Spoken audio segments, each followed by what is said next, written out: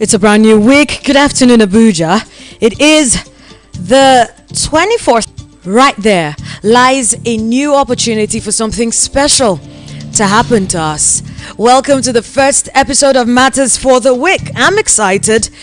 Now, Matters is your weekday radio program that constantly seeks to address all forms of social issues that we encounter in and out of our daily lives, from the messy waters of politics down to the delicate and exciting world of entertainment, without forgetting the importance of your general health and wellness. We engage with you on a journey to clarity. I'm Chinwe Blessing, and I am honored and delighted to drive with you through this entire belt. Today we begin with World Rounds, the issue of the controversial yet trendy and thought-provoking EndSARS protest as a mind-blowing revelation hits Nigerians in the face. We ask, we probe, and we seek the truth of what really happened on the night of October the 20th, 2020. Stay with us, as we'll be right back after this break that enables us to pay some bills. We will have this conversation and many more. Stay with us.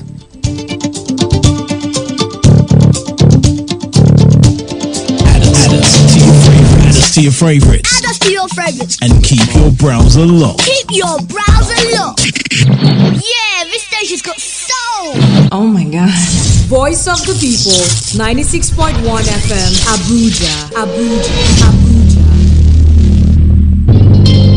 you traveling to Lagos and desire a perfect getaway? Look no further than the luxurious accommodations at Airport Golden Tulip Hotel, number 42 Murtala Mohammed International Road, Lagos. Relax and unwind in our beautiful appointed rooms, featuring all the amenities you need for a comfortable stay. Now, whether you are traveling for business or pleasure, our attentive staff is here to ensure that your every need is met. We also offer complimentary pickup and drop from the Lagos airport. Why not take advantage of our state-of-the-art fitness center, outdoor pool, and enjoy a delicious meal at our on-site restaurant? With stunning views, world-class service, and a prime location, Airport Golden Tulip Hotel is the perfect choice for your next vacation or business trip. So why wait? Book your stay today and experience the ultimate in comfort and luxury at Airport Golden Tulip Hotel. For bookings and reservations, please call 0815-8003-333 or 0815-7003-333. You can visit our website at airportgoldentuliphotel.com. Airport Golden Tulip Hotel, where luxury meets comfort. Believe me.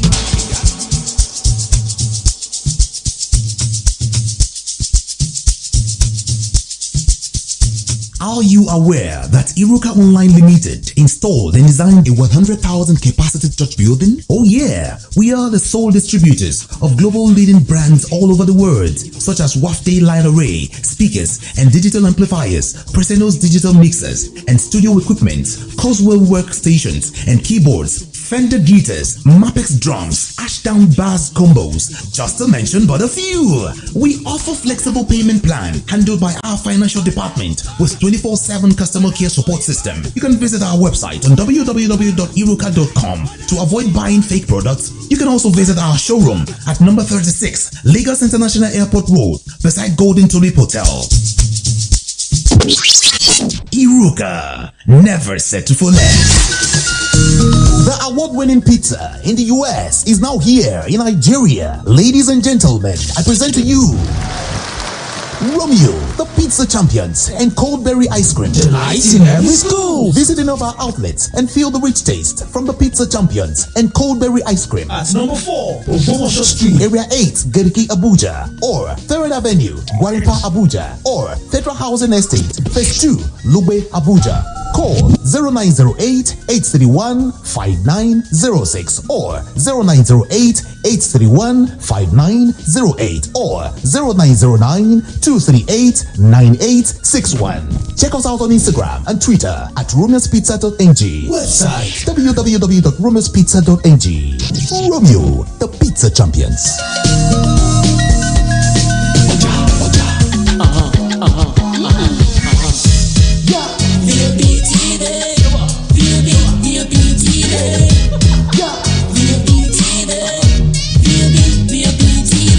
We have been serving you hot and fresh content on radio, and you have been loving it. Now we're taking it further.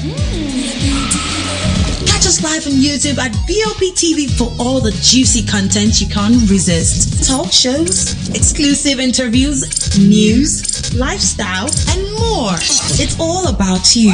BOP TV, show up, speak up.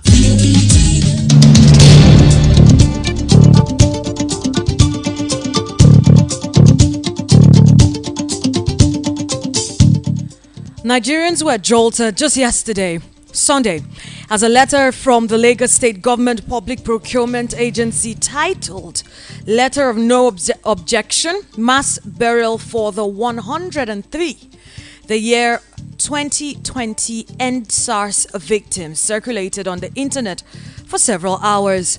The letter revealed that the state government engaged in the services of Messrs.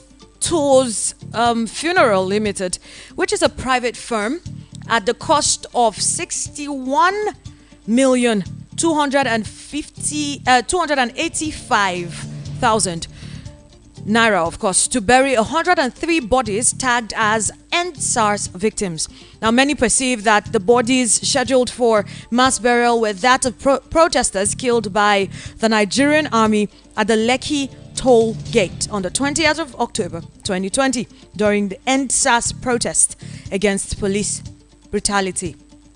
Now, however, several hours later, the state government, through its Ministry of Health, put out a statement to debunk what it described as misinformation to stir public disaffection against the Lagos state government.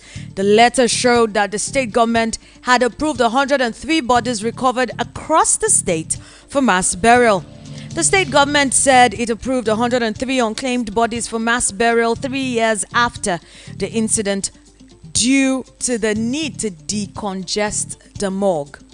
In an aftermath of the EndSARS violence, Mr. Ogboye said that the office of the chief coroner had invited members of the public through public adverts and announcements in national newspapers who had lost loved ones or whose relatives had been declared missing between the 19th and the 27th of October 2020 to visit the Department of Pathology and Forensic Medicine of the Lagos State University's Teaching Hospital, LASUTH, to identify the bodies.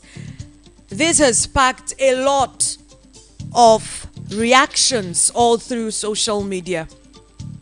Well, joining us to have a conversation about this situation and look deeper into the issues is the MD CEO, Dream Height Global Consult, and a business financial consultant and public affairs analyst, Agaba Wilson Agaba. Thank you very much for taking out the time, sir.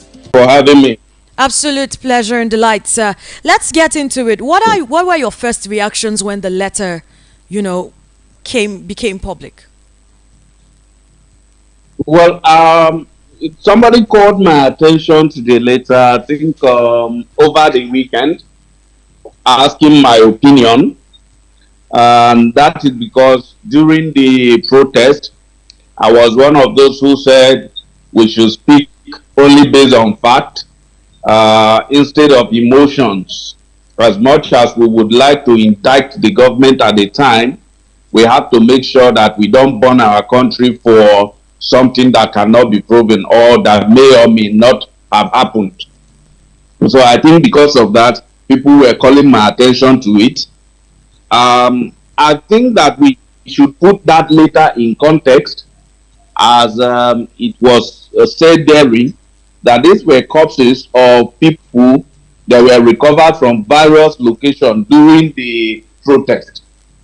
You would recall that during that protest, some hoodlum hijacked the protest and meted violence to different people.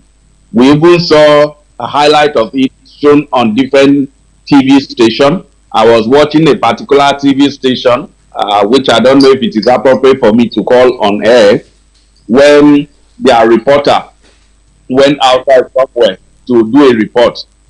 And the next thing, they hung him up, descended on him. They started running their cameras scattered everywhere.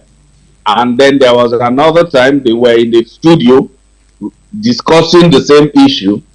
Before all of a sudden, we had the presenters saying on air that these people were coming, they were coming, they were coming. And the next thing I knew, the TV station went off air, only for me to tune to another TV station and find that that one has been set ablaze. So there were a lot of hoodlums among the crowd then causing mayhem. So this letter is specifically saying these were the corpses of people who were killed within that time from different locations. But obviously, and because of the emotional attachment to the event at the Lekki toll gate, a lot of people have immediately said this is an evidence that people were killed at the Lekki toll gate. I think, like I said that time, Nigerians should dig deeper, and we should also hold brief so that as we get more facts, we'll be able to make relevant comments on this issue.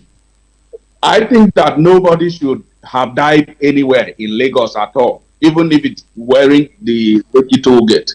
It is the duty of the federal government of Nigeria and the state government, whose governor is the chief security officer of the state, to provide security for the lives and properties of Nigerians living within their jurisdiction.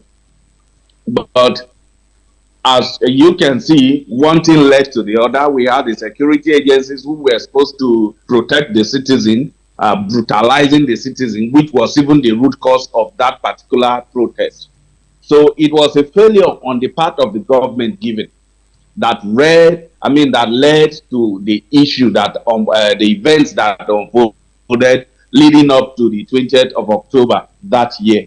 So my advice for now is that we should keep an open mind. However, those who have the resources, journalists and all the rest, should dig deeper into this issue. I will not hold brief for any government or any government official if we have facts, hard facts, to show that people were shot on that night. I will personally advocate and use every resources available to me to encourage Nigerians to also advocate that such people be brought to book. However, we have had facts that these were not actually killing at the Lekki toll gate. We will still hold government responsible for not ensuring that those lives were preserved. However, it will be in another category, so that let's not bring unnecessary unrest to the country. The extent enough, we are all suffering from the impact of the policies that have been rolled out by this new administration.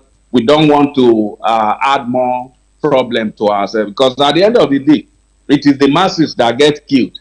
We don't see anybody protesting and going to the big man's house to go and deal with them. Government officials, the top ranking officers in the security agency, they are always protected.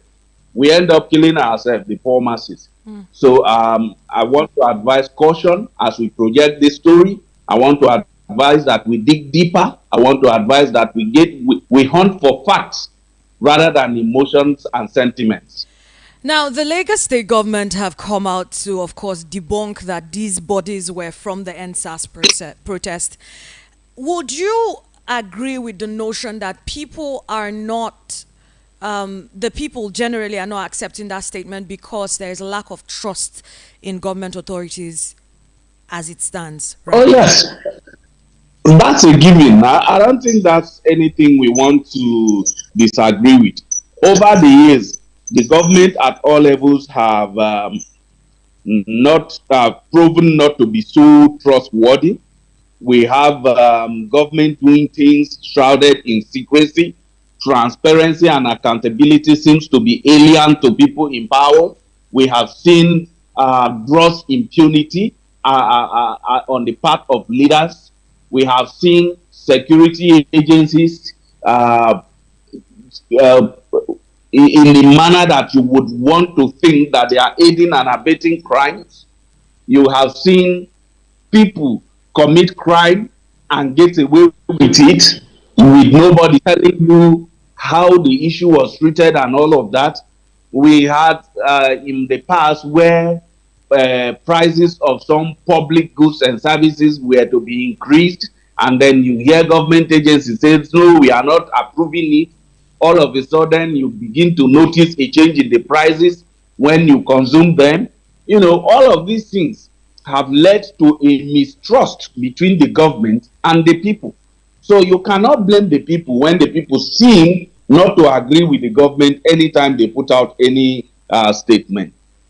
The government can do so by putting a foot of transparency and accountability out going forth.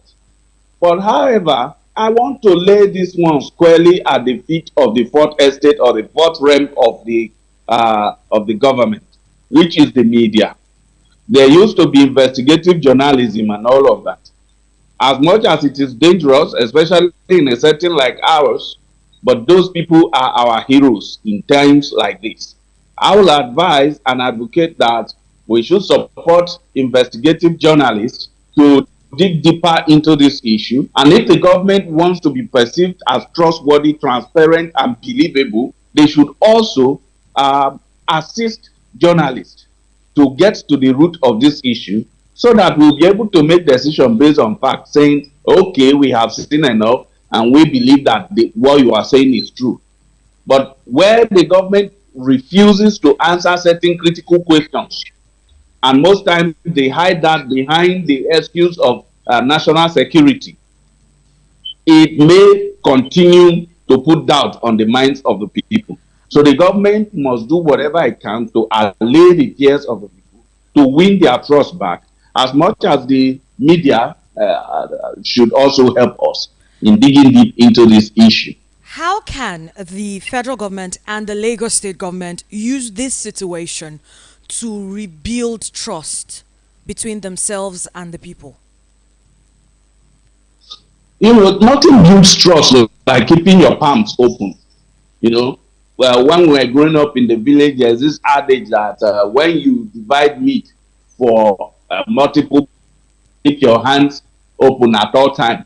And that when you are peeling roasted yam for a blind person, you should continue to whistle so that he will not think that you are eating the yam in silence.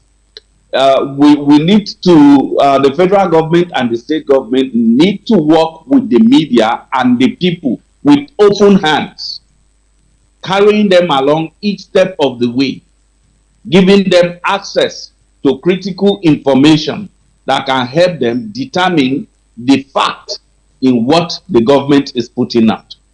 Otherwise, it's going to be difficult for the people to believe in what they are saying. And then there should be no information gap. I noticed that under the former president administration, there used to be information gap. And that will allow misinformation to rule.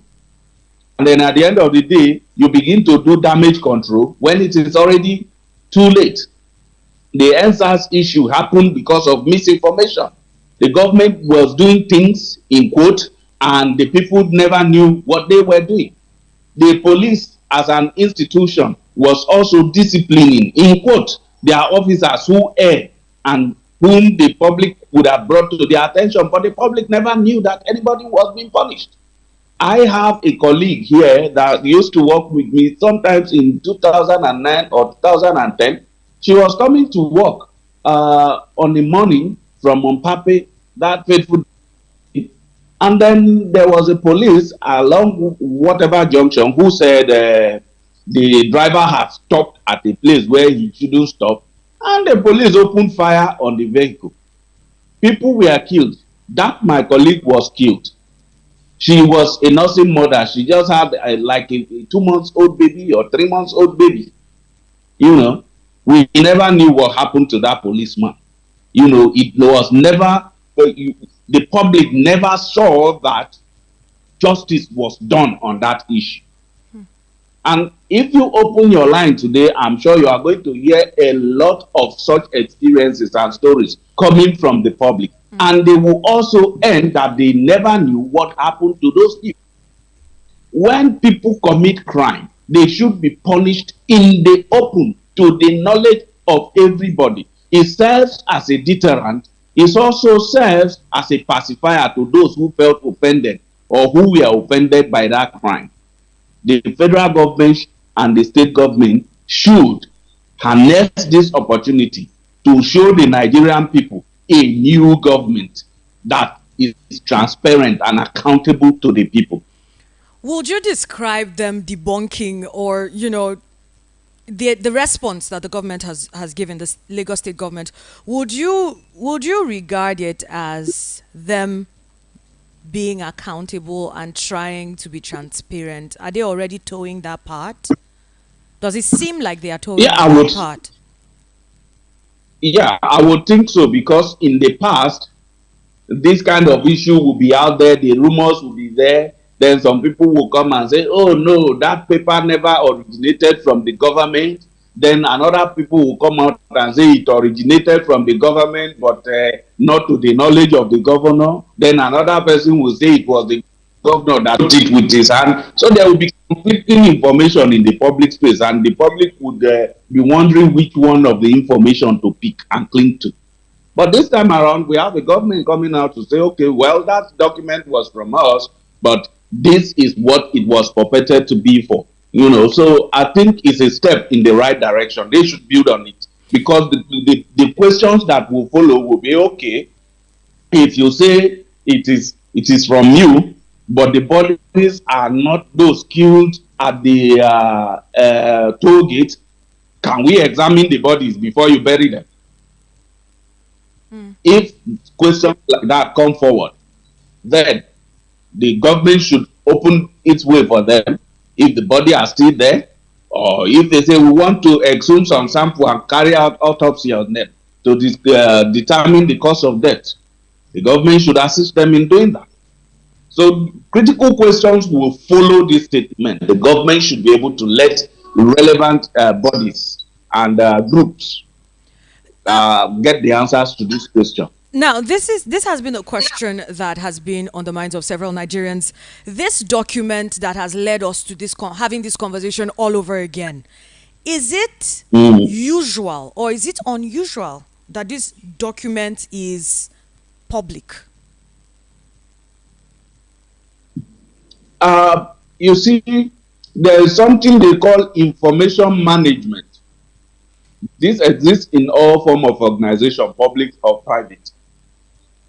In Nigerian public service, both civil service and the political appointment and offices inclusive, we seem to have problem with information management. There are confidentiality contracts between staff and their agencies. Some information are not meant for public consumption, not because the government is trying to be shady, but because it may stimulate or instigate a different feelings from what it truly is, especially in a case like this one. Any killing around that October, with any bodies that needs to be buried, would stimulate the curiosity of the masses to say, could this be the body we have been looking for, to prove the case that there was a killing by the Nigerian military at the toll gate on the 20th of October in that year? So if it truly wasn't that killing, and the government tried to conceal this so that it doesn't spring up the wrong feelings, anybody that leaked that document did a disservice to the country. And such a person should not be proud of himself. Now, such a person ought to have dug further before bringing such. So it is not all the time we should praise those who leak certain critical information. The government does a lot of dirty things to keep us safe. We must understand that government is not always sent. Sometimes the government have to determine between 100 people and 1 million people, which one should they let die. These are issues. No life should be taken, but the government sometimes have to determine between the number of people that would die, depending on their decision. The only problem is that we don't think that our government should be trusted that much, which is why I say the government should work on building trust, with the people. Now, one other question I saw repeatedly, especially on Twitter, is what are the odds that this is a coincidence, the timing of where these bodies were gotten from? Is it also common? Is it also common for this much number of bodies to be unclaimed within that period of time that the government is claiming? Yes, it's possible, because I have read on 2 occasions where I think mortuaries from different states, I can't remember the states again, but maybe after this I will check online and I will see it. There were headlines concerning them when they were saying people should come and for dead bodies that have been unclaimed for a particular period of time, they were going to do mass burial for them. And I think I have heard that twice, if not more. So it is possible for that to happen. There are a lot of people living in cities. They get killed by accident, and then the place they go to dump their body is the morgue. And announcements will happen. Sometimes they will share pictures on social media and all of that. Maybe for some reason their relatives are not on social media, and these messages don't get to them.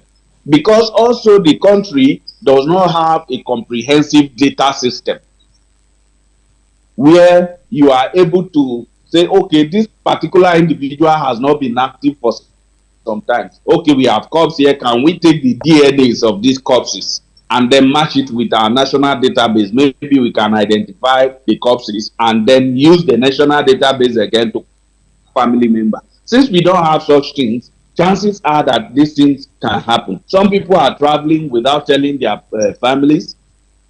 They have an accident on the road. Nobody claims their corpse.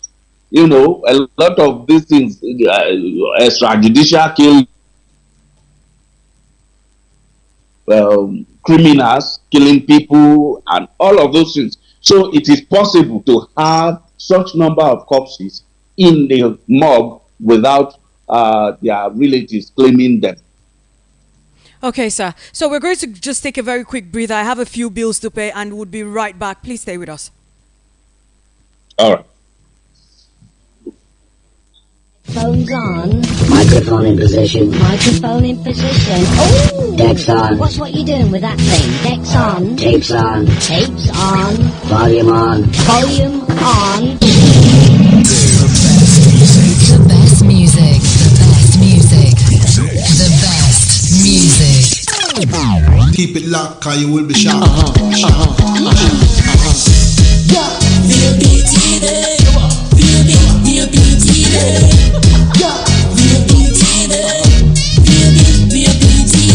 We have been serving you hot and fresh content on radio, and you have been loving it. Now we're taking it further. Catch us live on YouTube at BOP TV for all the juicy content you can't resist. Talk shows, exclusive interviews, news, lifestyle, and more. It's all about you. BOP TV, show up, speak up. The award-winning pizza in the US is now here in Nigeria. Ladies and gentlemen, I present to you Romeo, the pizza champions, and cold berry ice cream. Delight in every school. Visit any of our outlets and feel the rich taste from the pizza champions and cold berry ice cream. At number 4, Oseni Street, Area 8, Geriki, Abuja, or 3rd Avenue, Gwaripa, Abuja, or Federal Housing Estate, Phase 2, Lube, Abuja. Call 0908-831-5906 or 0908-831-5908 or 0909-238-9861. Check us out on Instagram and Twitter at romeospizza.ng. Website www.romeospizza.ng. Romeo, the Pizza Champions.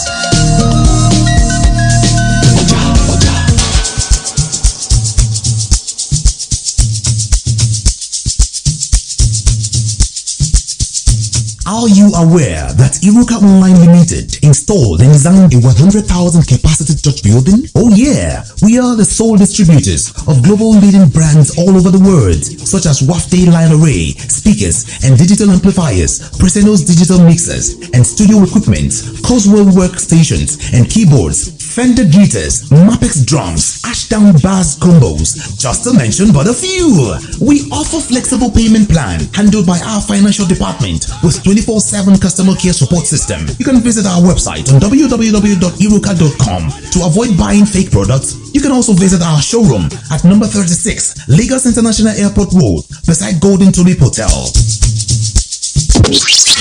Iruka, never settle for less. Are you traveling to Lagos and desire a perfect getaway? Look no further than the luxurious accommodations at Airport Golden Tulip Hotel, number 42 Murtala Mohammed International Road, Lagos. Relax and unwind in our beautiful appointed rooms, featuring all the amenities you need for a comfortable stay. Now, whether you are traveling for business or pleasure, our attentive staff is here to ensure that your every need is met. We also offer complimentary pickup and drop from the Lagos airport. Why not take advantage of our state-of-the-art fitness center, outdoor pool, and enjoy a delicious meal at our on-site restaurant? With stunning views, world-class service, and a prime location, Airport Golden Tulip Hotel is the perfect choice for your next vacation or business trip. So why wait? Book your stay today and experience the ultimate in comfort and luxury at Airport Golden Tulip Hotel. For bookings and reservations, please call 0815-8003-333 or 0815-7003-333. You can visit our website at airportgoldentuliphotel.com. Airport Golden Tulip Hotel, where luxury meets comfort. Believe me, believe me, believe me. The award-winning pizza in the US is now here in Nigeria. Ladies and gentlemen, I present to you Romeo, the Pizza Champions, and Coldberry Ice Cream. Delight in every school. Visit any of our outlets and feel the rich taste from the Pizza Champions and Coldberry Ice Cream. At number 4, Oseni Street, Area 8, Geriki, Abuja, or 3rd Avenue, Gwaripa, Abuja, or Federal Housing Estate, Phase 2, Lube, Abuja. Call 0908-831-5906 or 0908-831-5908 or 0909-238-9861.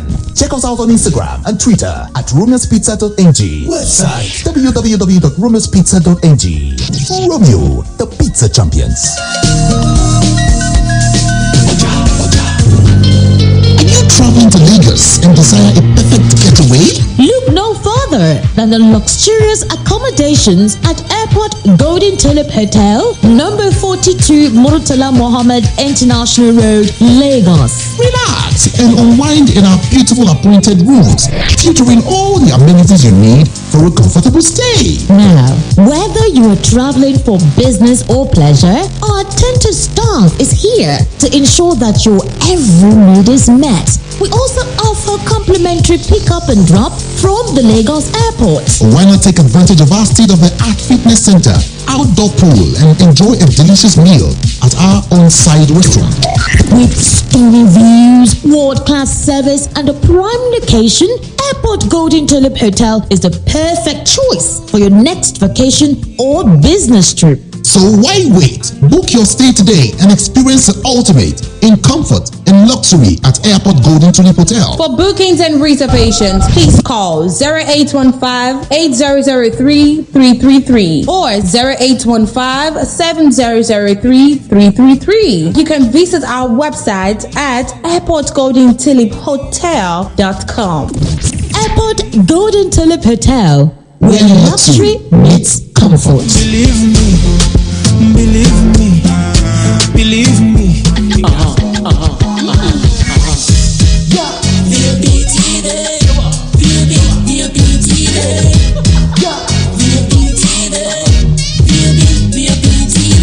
We have been serving you hot and fresh content on radio, and you have been loving it. Now we're taking it further.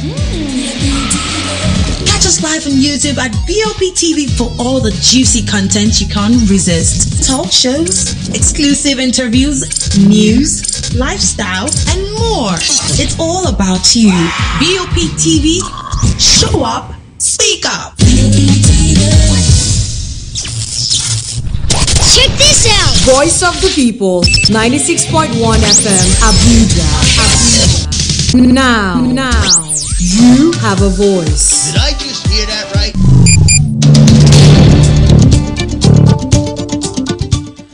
After the letter from the Lagos State Government Public Procurement Agency that was titled Letter of No Objection, Mass Burial for the 103, the year 2020 EndSARS victims circulated on the internet. That was on Sunday, right? It has sparked so much conversation, and we are digging into these matters in the studio. We've been having a conversation for a little bit of time with the MD CEO, Dream Height Global Consult, and the business financial consultant. He is a business financial consultant and public affairs analyst, Wilson Agaba. He has been giving us very beautiful insights about this conversation. Thank you for remaining with us, sir. Thank you very much. All right, so now just before we went on that breather, we were still talking about, of course, the situation with the Lekki Toll Gate and the denial by the government, or at least the government debunking it. Right now, the major concern here would be that the letter itself, in the heading, so just before you go deeper, you find in the heading of the letter that it says specifically the year 2020 EndSARS victims. And I think that is why a lot of Nigerians hopped on it and said, oh, there's something fishy about what is going on here. And the government is coming out to say these are not the people. These are just other people. So would we say that this is a deliberate act by whoever leaked this or released this letter to maybe make, just like the government said, misinform the public or stir public disaffection against the Lagos State government? Or is the Lagos State government just trying to, or does it look like the Lagos State government is just trying to find their way out of the situation or find the easy way out of the situation? You see, I want you an open mind, because if you look at it, we are all aware that people were dying during the protest. We knew there were so many. If you go back to your archive now, you see a lot of news headlines about this person killed here, this person killed here. There was even an event where hundreds of the forces for the Lagos Transport Mass Transport Company was destroyed. People's shops were burgled and looted. People were killed in the process of the protest. That is the reason there was a curfew even in the first place. Because the protesters said they were not responsible for the killings. And the government says, as long as you are in the street, we won't be able to differentiate between you and the killers. So why don't you leave the streets and let us deal with the killers first? That was the event that led to the infamous Lekki Tollgate issue. So we all know that people died during the EndSARS protest. So if anybody was going to originate a document in respect of all those people that died during the protest, they can also use the heading EndSARS period or whatever it is. So that in itself does not make it a Lekki Tollgate. If we have a heading of Lekki Tollgate death, it would have been a different thing. Nobody would be thinking in defense of that. We are not holding brief for the government. For someone like me, we are just concerned about our society. Very, very well understood, sir. Now, if this was a leaked document, you earlier said the person who leaked it has done a very great disservice to the nation. How can documents that shouldn't be for public consumption be prevented from being leaked? Is there anything the government can do with this situation to make sure that there is no repeat? You know, what they can do is, like I told you, to have training on information management. And they also need to firm up the confidentiality, implementation of confidentiality contracts within the government. You will see the US security agencies will tell you this information is classified. And if you don't have the clearance for that information, you can't have it.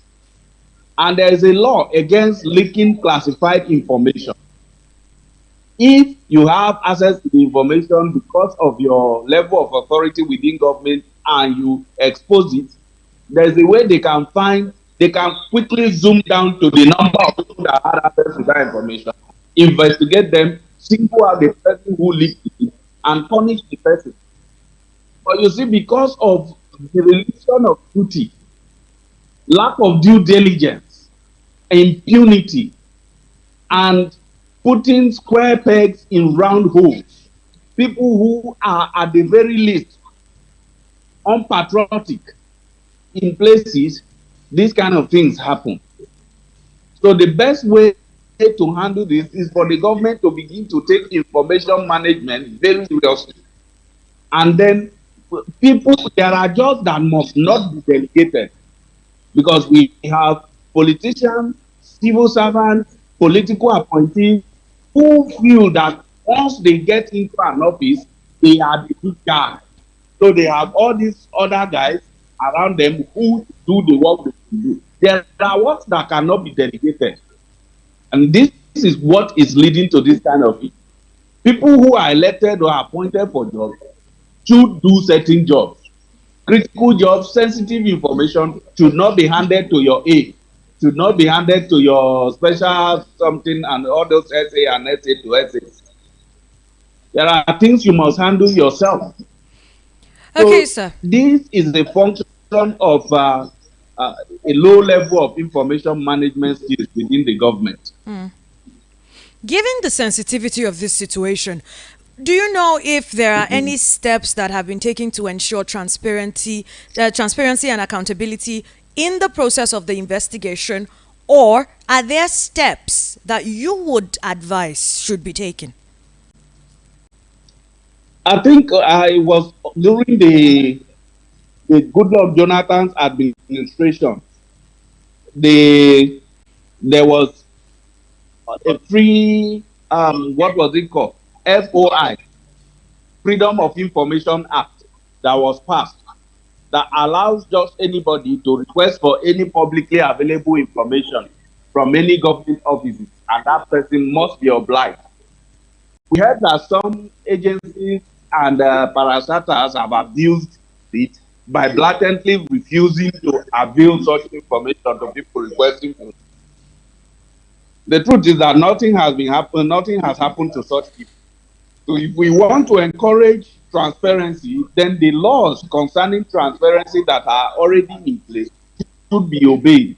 Where there is a disobedience, there should be a way to bring such people to book. To serve as a deterrent, the government should consciously and decisively try to make this act go into play.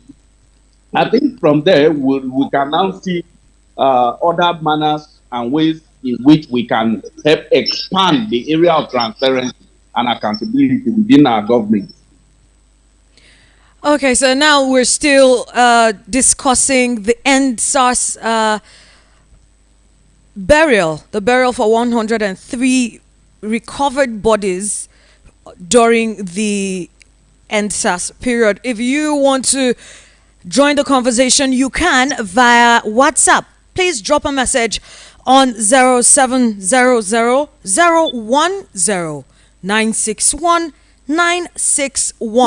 I'd call the number again, 0700 I have this message on WhatsApp. It's from Prince in Kaduna. He goes, blessing, please. Not only mass burial, they won't use all this money for. Please, this government should stop using our heads. Are they not the same people that told us there were no killings?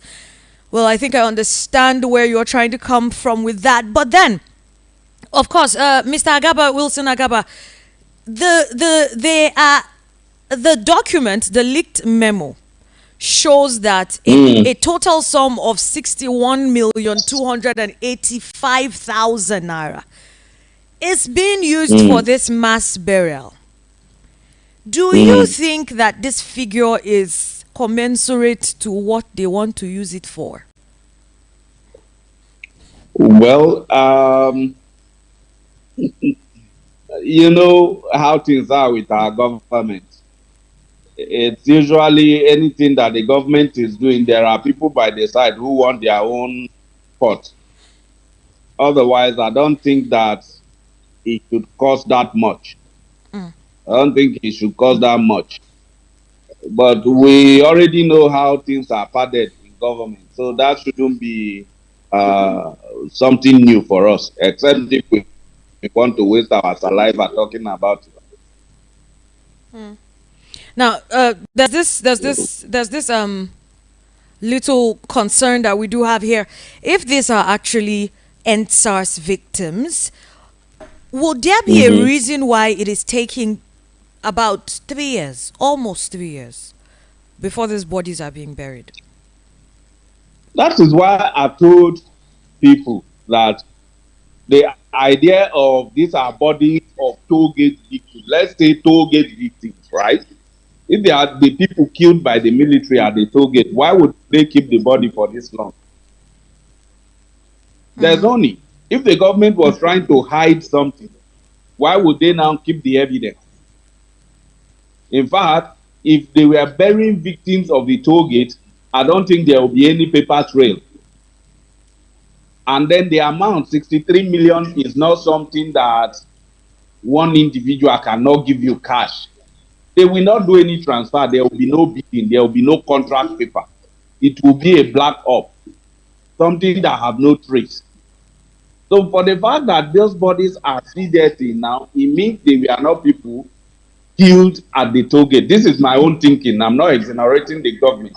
You could have some other explanation to it. So we need to also be a little bit logical in our thinking, so that we'll be able to ask the right question instead of focusing on the wrong thing. Well, so if we're saying this didn't happen at the toll gate, and of course, if it happened at the toll gate, like you said, it should be a black op. If we're still running down with the narrative that these are bodies that were recovered from the entire EndSARS protest period, again, still, why is it taking about 3 years or almost 3 years before they are being buried? No, I'm not very sure, but I'm sure there is, just like when you collect data, maybe for like transactions in the banking sector, I think you have, for your transactions that you perform in the bank, I think there's a time period of about 10 years within which the bank can dispose your tellers and all your written instruction and the rest of them. Okay? Yes, sir. Now, I think there is such thing too for keeping costs. You don't just hurry and say, in 3 months, people have not come, let me go and bury the corpse. I think this kind of things also came to play in the matter. So these are issues that we need to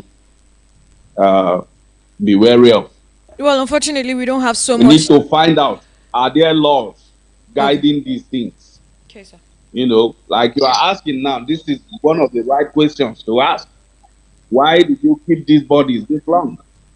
And then somebody should be able to tell you, oh, there's a law that says X, Y, Z. Yeah, we have complied with that law up to this time. This is why we are making this thing, things like that. Unfortunately, we don't have the pleasure of time to continue having this conversation and digging more and seeking the truth. Well, in closing, sir, are there any lessons that you think can be learned from this situation to improve handling similar incidents and to ensure a more effective response in the future? Let's even start from the root cause of the EndSARS protest. Nigeria ought to have learned from this case now that when things happen and you don't take action and to bring closure to it, it can spiral out of control.